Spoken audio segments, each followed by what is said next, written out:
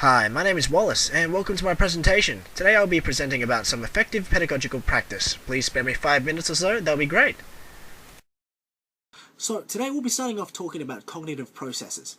Overall, they're like thought processes that each individual has.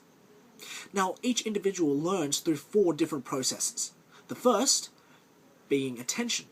Second is perception. Third is encoding.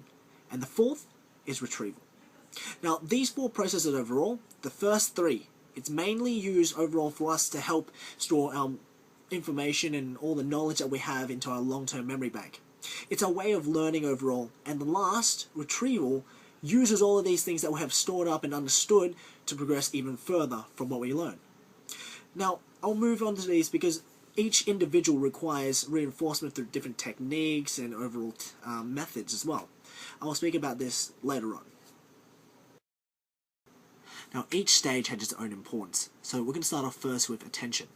Now, one of the most important processes for an individual to absorb and understand information, because each individual's learning process comes from our 5 main senses, which is seeing, touching, smelling, tasting, and hearing.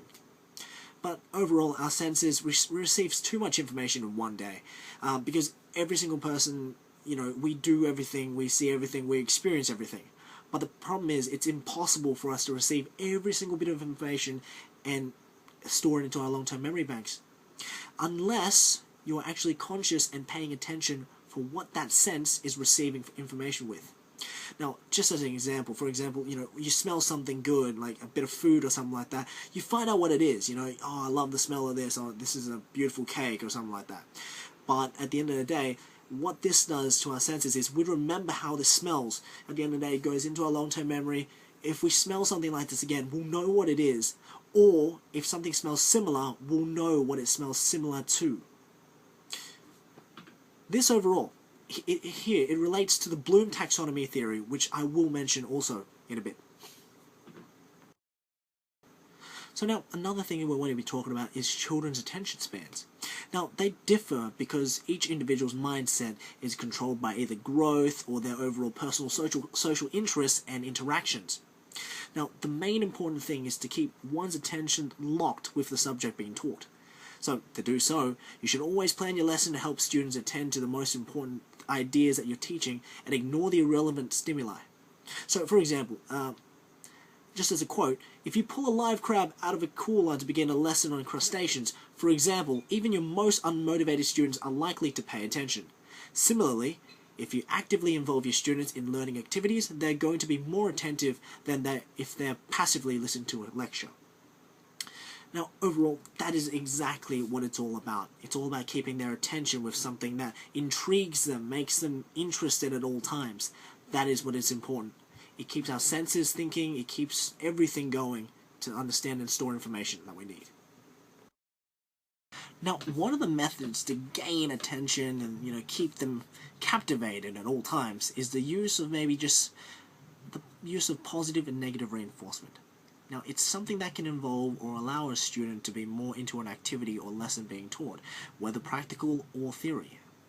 But, for example, an activity reinforcer. If you use it, it will allow a student or an individual to engage in their favorite activity through the use of doing something that they do not enjoy. Even if they do not want to do it, they will do it, as long as it allows them in the end to be able to engage with a preferred activity. It's something that's considerable and it's able to use in a normal classroom setting. So the overall understanding and knowledge gained through a high attention span allows an individual to learn at a better pace and rate, which is something the Bloom taxonomy theory relates to clearly. So, from when we first pay attention to remember information, it moves into understanding, then to applying them into exercises or practical subjects, then to analyzing, then to evaluation, then to creating. It's an overall theory and process that each individual will be required to move along into for a proper understanding of a different subject and knowledge we take in. So, working on number 2, the second process, it's perception. Now, it's the next part of the process is because in our everyday world, the term perception is commonly used to describe the way we interpret objects and events. Now, each individual has their own perception, and perceptions will vary.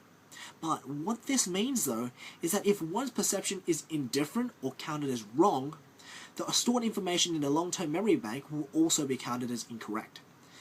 Which is why the use of Bloom taxonomy is actually very important here.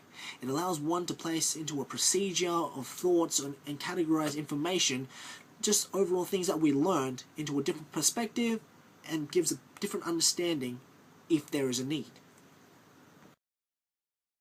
So, let's keep the ball rolling. Next up is encoding. Third one along the line, it's an important part of understanding knowledge and information. Now, it's a form of rehearsing, just used to help one understand and store information into their long-term memory banks. Now, Egan and Korchak have mentioned that there are 4 effective strategies to promote meaningful encoding. First, it's imagery. Now, it allows us to form mental pictures of topics overall and allows us to understand things a lot easier. As people say, a picture has 1,000 words. Second is organization. Now, it imposes order and connections into new information. It allows us to, overall work out and organize our information and facts into a better method so we understand it better. Then comes schema activation. Now, this basically activates, relevant knowledge, prior knowledge that we've learned beforehand, just so we sort of understand and move into a right mindset of what we just learned. Then comes elaboration, which is expanding on existing schemas and knowledge and information we already learned before. These here are different ways to allow our mind to store information and knowledge into our long-term memory bank. Now, a process that lies right in between the third and the fourth, it's actually the one that we call forgetting. So now, our overall stored information can sometimes be lost from both our sensory memory and working memory. It can also be unrecoverable sometimes. Now, this may happen from ideas and information that are gained before or after the first 3 processes. This can sometimes make someone forget, which then leads to the final process here, retrieval. So now, the process which won't remember the information we have stored and currently lost. Retrieval depends on the context and the way we encode our information overall. How we organize, how we think of everything. It's our way of thinking that changes things. This could be anything at all too. This could be things like just names or even words, down to that simplest point. Some of the smallest things that you cannot sometimes remember. This is the point where retrieval is important. It can be processes of thinking, step-by-step organization. It could be through steps of just visual imagery and how you put it into context that will help you move into retrieval state. So, after those 4 processes that we've gone through, the use of Bloom taxonomy here. This theory is important, just because all of these thought processes allow for active learning. Now, teaching is encouraged to move from simply remembering to creating at all times. Now, from sitting and absorbing information down to teaching others. This works well through lectures, down to reading, to visual novels, or to demonstrations, to discussions, to practicals, and then teaching others. Overall, Bloom taxonomy is what education is all about. Every single class you've been to, every single good piece of information or education that you received runs through any of those activities and lets one understand and absorb information.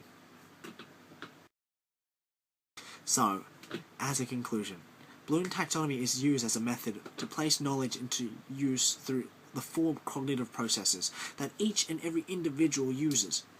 Now, it is a very valid theory, just because each and every subject, as I mentioned before, every single topic that we learned in school or outside of school, it can only be reinforced from remembering all the way up to creating. I hope you enjoyed this presentation, and I thank you for your time. Thanks so much.